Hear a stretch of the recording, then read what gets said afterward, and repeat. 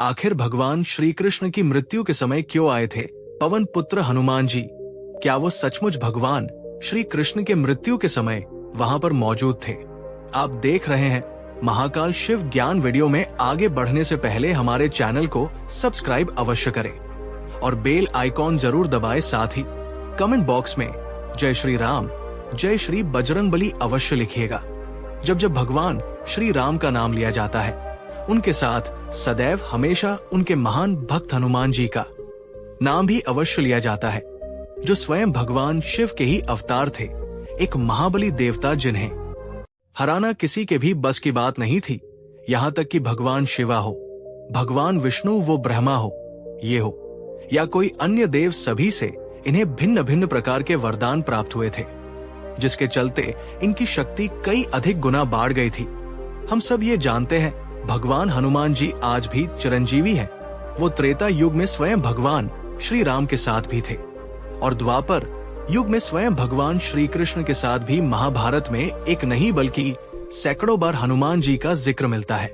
जहां एक बार स्वयं उन्होंने भीम का घमंड चकनाचूर किया, तो वही महाभारत के युद्ध में वो सर्वश्रेष्ठ धनहरी अर्जुन के रेड के ध्वज पर विराजमान हुए। हम ये सब जानते हैं कि महाबली हनुमान जी ने कई प्रकार से द्वापर युग में अपनी उपस्थित जाहिर की थी।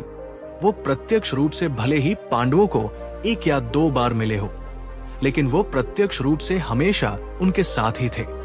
आज जिनके साथ स्वयं भगवान श्री कृष्ण खड़े हो, उनके पास जाके भगवान हनुमान जी क्यों नहीं जाएंगे?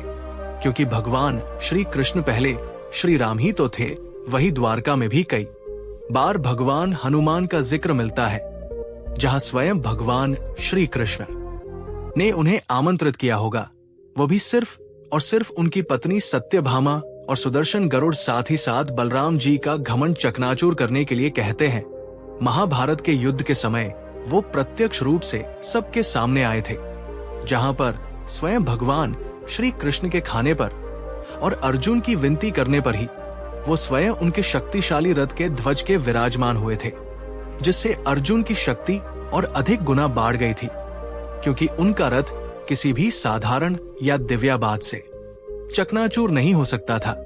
लेकिन महाभारत का युद्ध खत्म होने के पश्चात वो वापस अपने पुनः स्थान में चले गए थे, जहां वो सदैव भगवान श्री राम का जप करते रहते थे। महाभारत का युद्ध धर्म में धर्म के विजय का प्रतीक था, और जहां पर भगवान श्री कृष्ण ने कूटनीति और अपने तपोबल के कारण अधर्मियों का नष्ट कर दिया था और धरती से सभी अधर्मियों को मिट दिया था, जिसके बाद अपने अंत में अपना शरीर दिया कर वैकुंठ धाम की तरफ प्रस्थान करने का निश्चय किया। और महाभारत खत्म होने के 36 वर्ष बाद स्वयं भगवान श्री कृष्ण ने अपना दे दिया गया। इसके पीछे भी पूर्व जन्म त्रेता युग के समय का वो श्राप मौजूद था, जो स्वयं बाली की पत्नी ने उन्हें दिया था।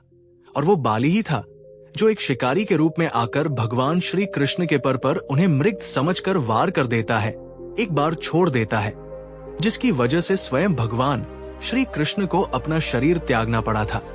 लेकिन एक सवाल उठाता है कि जब हनुमान जी को ये सब क्या था, तो हनुमान जी क्यों नहीं भगवान श्री कृष्ण को रोकने आए? क्या हुआ जब स्वयं हनुमान जी को ये पता चला कि उनके आराध्या भगवान स्वयं इस धरती को छोड़ने वाले हैं और वह खुद धर्म की तरफ प्रस्थान करने वाले हैं?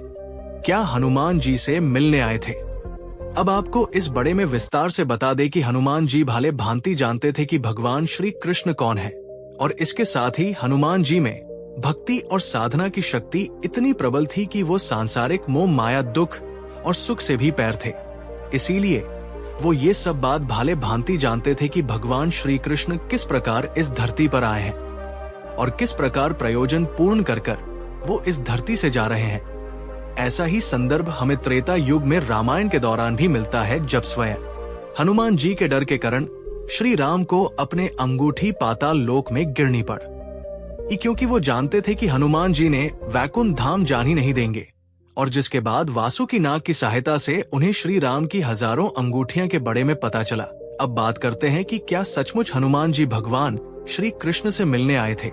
तो इसका जवाब है नहीं। हनुमान जी सदैव भगवान श्री राम का निरंतर जप करते रहते हैं उनके मां में केवल श्री राम ही मौजूद है उनको।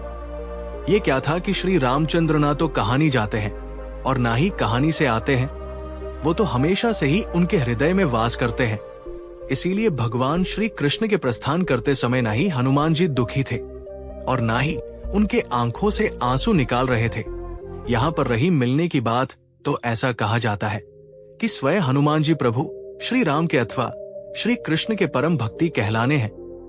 इसीलिए भगवान के बीच आंतरिक मां से यानी आंतरिक तरंगा से हमेशा मिलन होता रहत है। इस प्रकार से कहा जा सकता है कि स्वयं श्री कृष्ण और हनुमान जी अपने अंतर्मन से हमेशा एक साथ ही रहते हैं और हनुमान जी हमेशा अपने भगवान के ध्यान में लगे रहते हैं। इस प्रकार से भगवान स्वयं हनुमान जी के साथ उनके अंतर्मन में विराजमान रहते हैं।